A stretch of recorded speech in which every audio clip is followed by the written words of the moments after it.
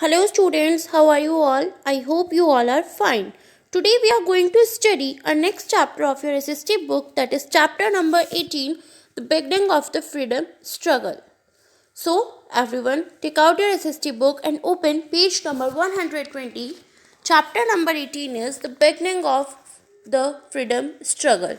Freedom struggle means जो आज़ादी के लिए जो लड़ाई लड़ी गई थी, आज़ादी के लिए जो भी स्ट्रगल किया गया था, उसकी शुरुआत कैसे हुई वो आज अभी हम इस चैप्टर में पढ़ने वाले हैं. As we read in the previous chapter, the revolt of 1857, despite being suppressed by the British, made a strong impact on the people of India. जैसे कि हमने पिछले चैप्टर में पढ़ा था, जो रिवोल्ट हुआ था 1857 में, जो आंदोलन हुआ था आज़ादी को लेकर, उसको ब्रिटिशर्स के थ्रू रोक दिया गया था. एंड इससे क्या हुआ था, जो इंडिया के जो लोग हैं उनके ऊपर एक बहुत स्ट्रॉन्ग इम्पैक्ट पड़ा था इस रिवोल्ट के बाद. It sought the seeds of nationalism, inspiring the Indians to achieve freedom from British rule. इससे क्या हुआ था, जो इंडियंस थे उनके मन में अपने नेशन को लेके, अपनी आज़ादी की लड़ाई को लेके, ब्रिटिशर्स से अपनी आज़ादी की लड़ाई को लड़ने की और ज़्यादा पावर आ गई थी, उनके मन में ये इच्छा जग गई थी. Around the same time reforms in society, spread of education and the influx of western ideas and culture further accelerated the nationalist movement. और उसी टाइम पर क्या हुआ था, हमारी जो सोसाइटी है उसमें बहुत सारे सुधार आए. रिफॉर्म्स होता है सुधार, बहुत सारे सुधार आए, जैसे कि एजुकेशन स्प्रेड हुई, लोगों को शिक्षा मिलनी शुरू हुई, वेस्टर्न आइडियाज़ को फॉलो करना शुरू कर दिया गया, और साथ ही साथ जो नेशनलिस्ट मूवमेंट था वो भी बहुत स्पीड से, बहुत तेज़ी से आगे बढ़ा. Now social and religious reforms, सामाजिक और जो धर्म से रिलेटेड जो सुधार हैं वो क्या क्या हुए, कैसे हुए. Indian society at the time was plagued by various social problems, child marriage, Sati, caste system etcetera. जो हमारी इंडियन सोसाइटी है, इंडिया उस समय जो भारत का जो हमारा समाज था वो बहुत ज़्यादा प्रॉब्लम में था, क्योंकि उनको बहुत सारी सोशल प्रॉब्लम्स थी, जैसे कि चाइल्ड मैरिज, बाल विवाह करा दिया जाता था, सती सिस्टम था, वहाँ पर कास्ट सिस्टम था, एक जाति को लेकर, धर्म को लेकर लड़ाइयाँ होती थी, etcetera etcetera. Many social and religious reformers, बहुत सारे सोशल और रिलीजियस रिफॉर्मर्स थे, जो सुधारक थे बहुत सारे धर्म को लेके या फिर समाज को लेकर. जैसे कि कौन कौन थे, Raja Ram Mohan Roy, Dayanand Saraswati, Ishwar Chandra Vidyasagar, Swami Vivekananda, sir Syed Ahmed Khan and others initiated movements aimed at bringing positive changes in the social and religious sphere.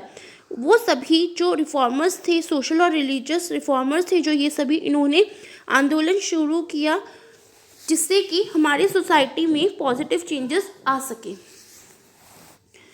First one कौन थे, Raja Ram Mohan Roy. Raja Ram Mohan Roy is remembered for his crusade against the inhuman practice of sati, which was finally abolished in 1829.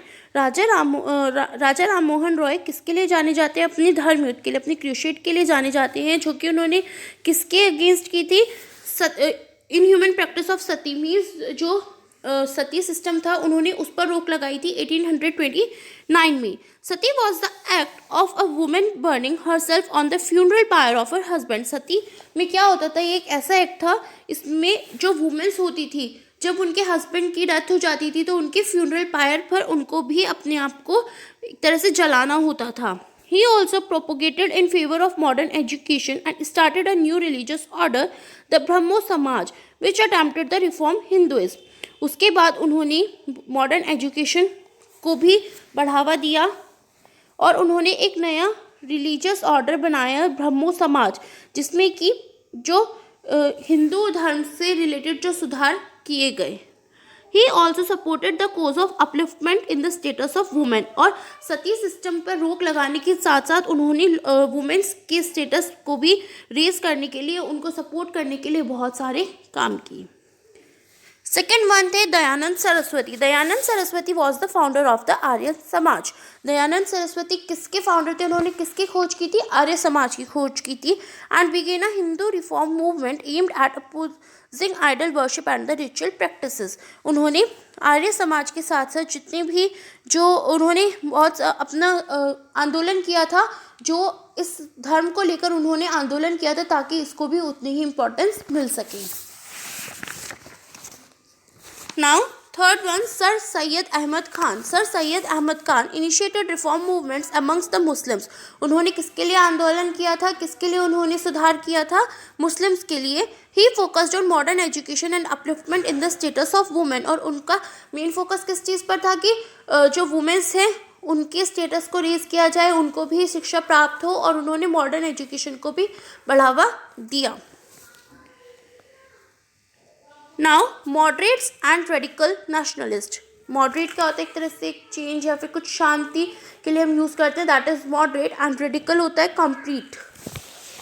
The efforts of the reformers aimed at bringing a change in the Indian society, spread of modern ideas and bringing of press led to the formation of Indian National Congress (INC) in 1885.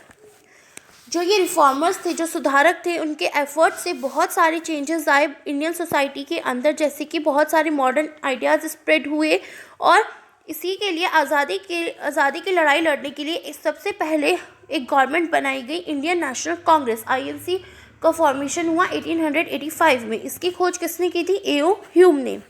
It was the first political party of India and many important leaders joined it. ये पहली political party थी India की और इसे बहुत सारे leaders ने join किया था. They used the mode of petitions, meetings and speeches to make the British agree to their demands. उन्होंने बहुत सारे रास्ते खोजे, जैसे उन्होंने मीटिंग्स की, रिक्वेस्ट की, उन्होंने स्पीचेस दी, जिससे कि जो ब्रिटिशर्स थे वो उनकी डिमांड से सहमत हो सकें. This was the moderate phase of the Congress and included leaders like Dadabhai Naoroji, Surendranath Banerjee and Gopal Krishna Gokhale. और इसके साथ साथ वो एक ये चेंजिंग फेज था कांग्रेस के लिए. उसमें बहुत सारे लीडर्स इंक्लूड हुए, जैसे कि Dadabhai Naoroji, Surendranath Banerjee and Gopal Krishna Gokhale. These leaders believed in the British sense of justice and felt that reforms would take place however slow the process might be. ये सभी लीडर्स किस चीज़ में बिलीव करते थे? ब्रिटिशर्स जो हैं वो हमारे साथ जस्टिस करें, इन लोगों को इस चीज़ में ये बिलीव रखते थे. और साथ ही साथ उन्होंने ये भी सोचते थे वो कि जो ये आंदोलन होते हैं, जो ये सुधार होते हैं, ये भी धीरे धीरे ब्रिटिशर्स जैसे जैसे हमारे साथ न्याय करेंगे तो ये सुधार भी धीरे धीरे बढ़ते चले जाएंगे. However, another set of Congress leaders disagreed with the methods of the moderates and thus began the radical nationalist phase of the INC in 1905. हालांकि कांग्रेस का एक और सेट बनाया गया जिससे कि बहुत सारे जो लीडर्स थे वो इस मेथड से डिसएग्री थे, वो इस मेथड से सहमत नहीं थे, और उन्होंने रेडिकल नेशनलिस्ट फेज स्टार्ट किया INC का 1905 में. They were in the favour of immediate action. वो किस चीज़ के फेवर में थे कि हमें एकदम से एक्शन लेना चाहिए जो भी वो हमारे साथ गलत कर रहे हैं उस पर. And wanted to involve the common people in the freedom movement. और वो ये भी चाहते थे कि जो आज़ादी की लड़ाई में, आज़ादी के इस आंदोलन में जो कॉमन पीपल हैं, जो आम लोग हैं, वो भी हमें सपोर्ट करें, हमारे साथ इन्वॉल्व हों. They preach the message of self respect. उन्होंने खुद की रिस्पेक्ट करने के मैसेज का प्रचार किया. दे इंक्लूड लीडर्स लाइक बाल गंगाधर तिलक. उसमें बहुत सारे लीडर्स इंक्लूड थे, जैसे Bal Gangadhar Tilak, Lala Lajpat Rai and Bipin Chandra Pal. The famous slogan "Freedom is my birthright and I shall have it" is attributed to बाल गंगाधर तिलक. एक बहुत ही फेमस स्लोगन है "Freedom is my birthright" कि आज़ादी मेरा बर्थ है और ये मुझे मिलनी चाहिए. ये किसने दिया? बाल गंगाधर तिलक ने. He also began the newspaper. और साथ ही साथ न्यूज़पेपर भी उन्होंने शुरू किया, Kesari, which criticized the policies of British, जिसमें कि जो ब्रिटिशर्स की पॉलिसीज थी उनकी आलोचना की गई. Now, the partition of Bengal. The trend of radical nationalism was growing in the country and it found expression in the movement against the partition of Bengal. जो radical nationalism का जो trend था वो पूरी कंट्री में grow हो रहा था और इसके साथ ही क्या पाया गया? It found expression in the movement against, इसके साथ ही एक आंदोलन हुआ जिसमें कि जो बंगाल के पार्टीशन के अगेंस्ट, मीन्स बंगाल को अलग करने के अगेंस्ट एक आंदोलन किया गया. On 20 July 1905, the partition of Bengal was announced by Lord Curzon, the then Viceroy of India. 20 जुलाई 1905 को बंगाल का पार्टीशन करने का अनाउंस किया किसने? लॉर्ड कर्जन ने, जो कि कहाँ के? इंडिया के, फिर जो इंडिया के वाइसरॉय बने. The reason given by the British was that the division of Bengal would make administration of the province easier. और ब्रिटिशर्स ने इसका क्या रीज़न दिया कि अगर बंगाल का डिवीज़न हो जाएगा तो जो वहाँ का एरिया है वहाँ पे आने जाने का और वहाँ का सारा रास्ता ईजी हो जाएगा. However, this move was in keeping with the British policy of divide and rule, since they wanted to divide the Hindus and the Muslims who were living in this together in this region. हालांकि वो क्या चाहते थे? Britishers divide and policy लाना चाहते थे, divide and rule की policy लाना चाहते थे, क्योंकि जो उस रीजन में, उस इलाके में जो भी हिंदू और मुस्लिम्स रहते थे वो उन सबको अलग करना चाहते थे धर्म के अनुसार. Thousand of people came out in protest against the partition of Bengal. हज़ारों लोग आए जो कि इस प्रोटेस्ट में, इस आंदोलन में शामिल हुए कि बंगाल को अलग नहीं करना चाहिए. दे मार्च down the streets singing Vande Mataram. सभी अपनी गलियों में निकले और वंदे मातरम गाने लगे. On 16 October 1905, the day the partition took effect, Hindu and Muslims tied rakhi on each others wrist symbolising brotherhood and unity. और 16 October 1905 को क्या हुआ? जो हिंदू और मुस्लिम्स थे उन्होंने आपस में एक दूसरे को राखी बांधी, एक दूसरे की कलाइयों पर राखी बांधी, और इसको किस चीज़ का सिंबल दिया गया? ब्रदरहुड एंड यूनिटी, भाईचारे और एकता का सिंबल दिया गया. Now, the Swadeshi and boycott movements. The Swadeshi and boycott movements began as a reaction against the partition of Bengal. जो स्वदेशी और बॉयकॉट मूवमेंट किया गया वो किसके अगेंस्ट किया गया? जो बंगाल का पार्टीशन होने के चांसेस थे उसके अगेंस्ट ये स्टार्ट किया गया. In this movement, British-made goods were boycotted and burnt in bonfires, and the use of Indian-made और स्वदेशी goods were promoted. इस आंदोलन में क्या किया गया? जो ब्रिटिश मेड गुड्स थे, जो ब्रिटिशर्स के बनाए हुए सामान थे, उनको बॉयकॉट कर दिया गया. बॉयकॉट मीन्स उनको यूज़ करने से मना कर दिया गया और उनको बॉनफायर्स में जला दिया गया. साथ ही साथ जो इंडियन मेड गुड्स थे, जो इंडिया की बनाई हुई चीज़ें थी, और जो स्वदेशी गुड्स थे उनको प्रमोट किया गया, उनको बढ़ावा दिया गया. सब लोग उन्हें ही यूज़ करने लगे. Women and students participated in the movement in huge numbers. जो वुमेन्स थे और जो स्टूडेंट्स थे वो भी इस आंदोलन में बहुत बड़ी संख्या में पार्टिसिपेट करने लगे. In the economic field, textile mills, soap and match factories, national banks and handloom weaving establishments were set up. और इकोनॉमिक फील्ड में बहुत सारी चीज़ें सेटअप की गई, जैसे कि टेक्सटाइल मिल्स, सोप और match factories, national banks and handloom weaving को सेटअप किया गया.